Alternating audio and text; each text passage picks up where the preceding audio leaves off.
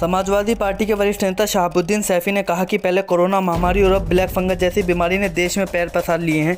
Corona महामारी को रोकने के लिए मोदी व योगी सरकार दोनों पूरी तरीके से फेल हैं। उन्होंने कहा कि हमारे गाजियाबाद के लिए बहुत ही दुर्भाग्य की बात है कि शहर विधायक एवं स्वास्थ्य राज्य मंत्री अतुल गर्ग हमारे गाजियाबाद के हैं। कोरोना काल में वो शहर व प्रदेश के लिए कुछ नहीं कर पाए। अतुल गर्ग को तत्काल इस्तीफा दे देना चाहिए। मंत्री अतुल गर्ग जनता से ये कह रहे हैं कि कालाबाजारी करने वालों की पहचान के लिए डीएम को 4 बार पत्र लिख चुका हूँ और डीएम साहब कोई जवाब नहीं दे रहे हैं। ये कैसी सरकार है जो सरकार के नुमाइंदों की ही नहीं सुनी जा रही है। कोरोना महामारी में योगी व मोदी सरकार ने केवल जनता को मरने के लिए छोड़ दिया है। जनता इनको 2022 में जवाब देगी। गाजियाबाद से सिटी न्यूज़ के लिए विशाल रावत की रिपोर्ट। मैं शहाबुद्दीन सैफी, पूर्व प्रदेश सचिव समाजवादी पार्टी गाजियाबाद। जैसे कि आज हमारे यहाँ स्थिति जो पैदा हो रही है, पहले कोरोना, अब ब्लैक फंगस जिस तरह से आया है और जिस तरह से पैर पसार रहा है, सरकार उसमें नाकाफी दिखाई दे रही है। पहले भी फेल थी और आज भी फेल है। सबसे बड़े दुख की बात यह है कि हमारे यहाँ पर खुद स्वास्थ्य मंत्री है श्री अतुल गर्ग जी, शहर से विधायक भी है, शहर विधानसभा से, और शहर में आज एक नई मौत भी हुई है संजय नगर में। अफसोस की बात यह है कि खुद का विधायक होने के बाद भी अगर उसकी जनता उससे संतुष्ट नहीं है तो बेकार की बातें है ये। इस तरह उनको इस्तीफा देना चाहिए और लोगों के जाकर मिलना चाहिए। जो वो आज अपने घर से काम कर रहे, प्रदेश को क्या संभालेंगे? जो अपने आज विधानसभा को नहीं संभाल सकते वो प्रदेश में क्या करेंगे? इसी तरह बीजेपी सरकार ने ऐसे ऐसे लोगों को मंत्री और ऐसे ऐसे लोगों को चुनकर सत्ता में भेज दिया है जो कोई भी काम करने के इच्छुक नहीं है, घर पे बैठकर अपनी जान बचाने का काम कर रहे हैं। दूसरी सबसे बड़ी बात है, जो दवाई हमारे बाजार में मिलनी चाहिए थी आज वो बिल्कुल गायब हो गई है, मार्केट में नहीं है, जिससे उसकी कल कालाबाजारी की जाए और उसको लोगों को महंगे दामों पर बेची जाए। जनता वैसे ही परेशान है और पीड़ित है, इतनी दुखी है कि आज उसके पास खाने को नहीं। पिछला लॉकडाउन, फिर ये लॉकडाउन हो गया, तो आज जब उसके पास पैसे नहीं तो इतनी महंगी दवाई कहाँ से खरीदेगा? तो उसके पास एक सीधा सा उदाहरण है कि उसको मरने के सिवा दूसरा कोई चारा नहीं है। एक परिवार में से कोरोना काल में 2-2, 3-3 परिवार के लोग मर गए, मगर प्रधानमंत्री जी ने एक बार भी उसमें संवेदनशीलता नहीं जताई कि मैं इन लोगों के साथ कुछ सहानुभूति दिखाऊं या किस तरह काम करूं। जो दशा है देश की वो आप सब जान ही रहे, पूरा मीडिया जान रहा। मीडिया जगत जिस तरीके से आईना दिखा रहा है, मगर उसको सरकार चेत नहीं रही बिल्कुल। किसी तरह से उसकी जो दया याचिका है, दया जो है बिल्कुल भाव वो बिल्कुल खत्म हो गया। क्यों? क्योंकि उनको पैसा कमाना, क्योंकि उनको पता है कि सत्ता में दोबारा तो आएगी नहीं, जो मौका है वो पैसा कमाकर अपना सीधा करे। जिस तरह से आज आप जाइए गंगा के किनारे, जो गंगा पुत्र कहते थे कि मुझे माता ने बुलाया है, आज उसी गंगा में उनको लाशें तैरती भी नहीं दिखाई दे रही। एक 10 ग्राम के टिफिन में उनको बीप से आदमी दंगा करा सकता था, मगर इतनी लाशें जो तैर रही है वो नहीं दिखाई दे रही। आज जो स्थिति है, उस स्थिति को देखने के बाद भी आज उनका कोई मन नहीं बढ़ रहा। अगर कोई मीडिया वाला दिखा भी रहा है तो उस पर मुकदमा कर रहे हैं, कोई बोल रहे तो उस पर मुकदमा किया जा रहा है। अगर कोई आम आदमी उसकी बात करता है तो उसको धमका दिया जाता है, कोई अधिकारी किसी चीज़ की बात करता है तो उसको धमका दिया जाता है। सरकार करना क्या चाहती है? जनता ने आपको चुन के बिठाया था विकास के लिए, आप विनाश लीला लिया है। ये विनाश लीला कहाँ तक लेकर जाएंगे आप? कब तक ये नहीं मानेंगे कि आपके हम गलत कर रहे हैं? कम से कम इतना तो मानिए कि जिस जनता ने आपको चुना है उस जनता के लिए काम कीजिए। आप विपक्ष के लिए मत कीजिए, मगर कम से कम उन लोगों के तो लिए कीजिए। अब अतुल गर्ग को लीजिए, अपने ही पार्टी के लोगों के फोन नहीं उठाते। आम जनता की तो बात छोड़ दीजिए, अपने ही लोगों के फोन नहीं जब वो उठा पाते तो आम जनता की कहां से सुनोगे?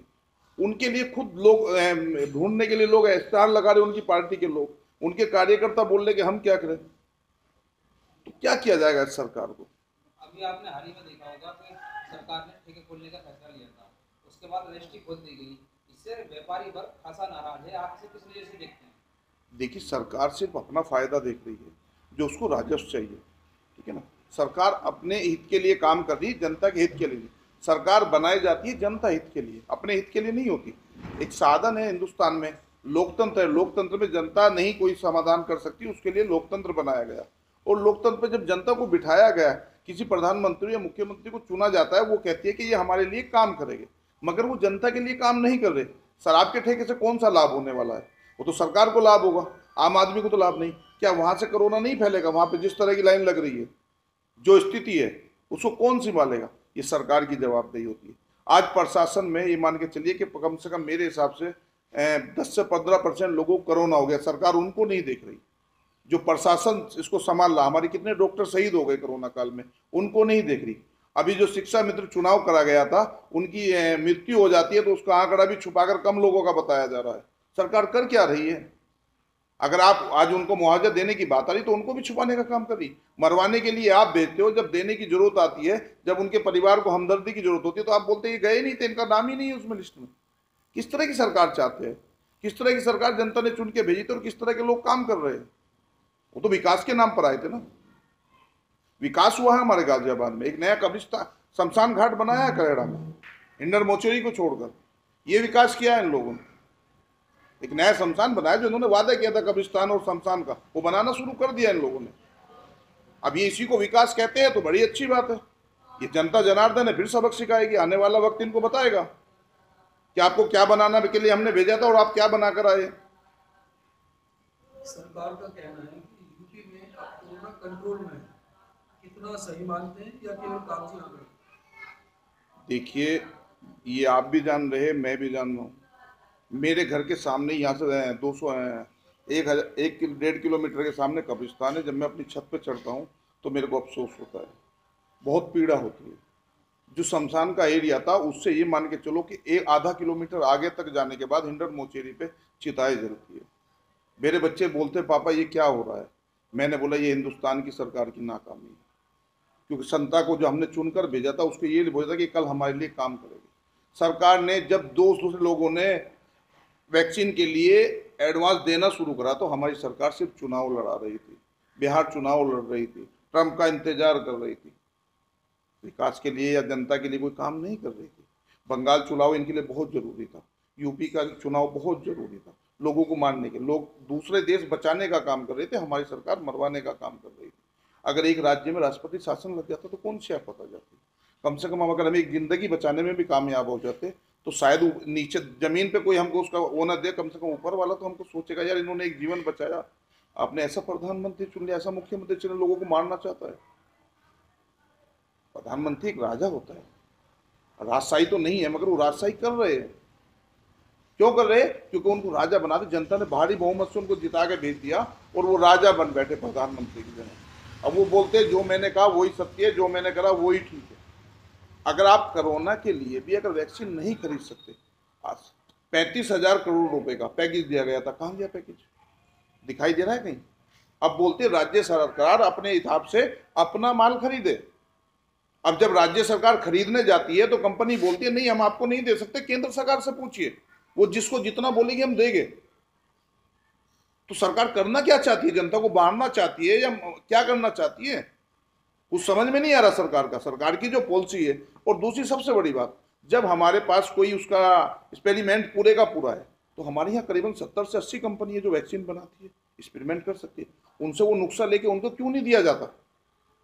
अगर मेरे परिवार में 5 लोग हैं और 2 आदमी को चोट लग गई तो एक कंधे पे लेकर भागेगा, दूसरे कंधे पे लेकर भागेगा, तो दोनों बच जाएंगे ना।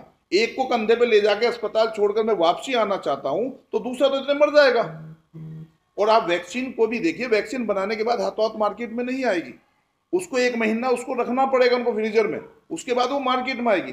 तो आप बाकी कंपनियों को टेंडर क्यों नहीं देते? मगर सरकार की मंशा है कि अपने लोगों से हमें काम कराना, उसको मुनाफा कमवाना है। अभी प्रदेश को 1200 रुपए मिलेगी, केंद्र को 600 रुपए मिलेगी। प्रधानमंत्री बोलते कहने लगा एक देश एक राष्ट्र एक कानून। अब ये प्रधानमंत्री जी उसको चेंज कर रहे हैं। हमको तो ये नहीं पता वो कब क्या बोलते हैं और कब क्या कहते हैं। ये स्थिति किस तरह पैदा हो रही है? जनता समझ रही है, मान रही है। आपने उत्तर प्रदेश देख लिया, बंगाल देख लिया, इसका उदाहरण है जहां पर पूरी दिल्ली से लेके बाकी प्रदेश के जितने मंत्री से लेके संतरी तक सब बंगाल में जो ताकत आजमाई थी वो सब फेल हो गए। वो बोलते कि हम 3 से 73 पहुंचे। अरे 3 से 73 नहीं पहुंचे, आप खत्म हो गए, क्योंकि आप एक लेडी आयरन से लड़ रहे थे। प्रधानमंत्री, देश का प्रधानमंत्री, एक पार्टी का अध्यक्ष, एक पार्टी का नेता, आप प्रधानमंत्री हो के वहां काम कर रहे, 18 रैलियां करते हो, अपनी जनता के बारे में नहीं सोचते। शर्म आनी चाहिए आपको। आपकी जनता मर रही है, लॉकडाउन की आप तैयारी कर रहे, इंतजार कर रहे थे कब चुनाव खत्म होगा और कब हम लॉकडाउन लगाएंगे। आदमी को शर्म आनी चाहिए। प्रधानमंत्री को सोचना नहीं चाहिए था, ये पहले नहीं लग सकता था। जब बंगाल में ममता बनर्जी ने कहा कि 3 चुनाव जो एक साथ करा दिए जाए, तो नहीं, चुनाव आयोग बोलता नहीं हम ठीक समय पे कराएंगे। चुनाव आयोग ही निष्पक्ष हो रहा, कुछ मतलब ही नहीं, सोचने का सवाल ही नहीं उसका पैदा ही नहीं हो रहा कि आप करना क्या चाह रहे हो। जो आयोग बिल्कुल निष्पक्ष होकर काम करते, जो सरकारों के खिलाफ बोलते थे, वो बिल्कुल सरकार के आगे बुजदिल होकर साबुत। निष्पक्ष जो सरकार बोलती है वही ठीक है। अब करना क्या, देश का क्या हाल होगा इसमें। मैं तो चाहता हूं कि भाई साहब राष्ट्रपति शासन लगे पूरे देश में, ये मिलिट्री की हैंड ओवर किया जाए। इस देश को तभी कुछ हो सकता है, जिस तरह फलेर फंगस आया है और जिस हिसाब से उसकी कालाबाजारी होगी, शायद ही हिंदुस्तान में इससे पूरा कोई समय नहीं आ पाएगा। मैं तो ये बात कहना चाहता हूँ, अब जनता से अपील करना चाहता हूँ कि आप ऐसे लोगों को चुनकर भेजिए जो आपके लिए काम कर सकते हैं। आप अगर गंदे लोग भेजोगे तो गंदी राजनीति होगी, अच्छे लोग भेजोगे अच्छी राजनीति होगी। शिक्षित लोगों को चुनिए जो शिक्षा की बात करेंगे, उन लोगों की बात मत कीजिए जो आपको गुमराह करने का काम करेंगे। सत्ता जरूर मिलेगी मगर आपको विकास नहीं मिलेगा।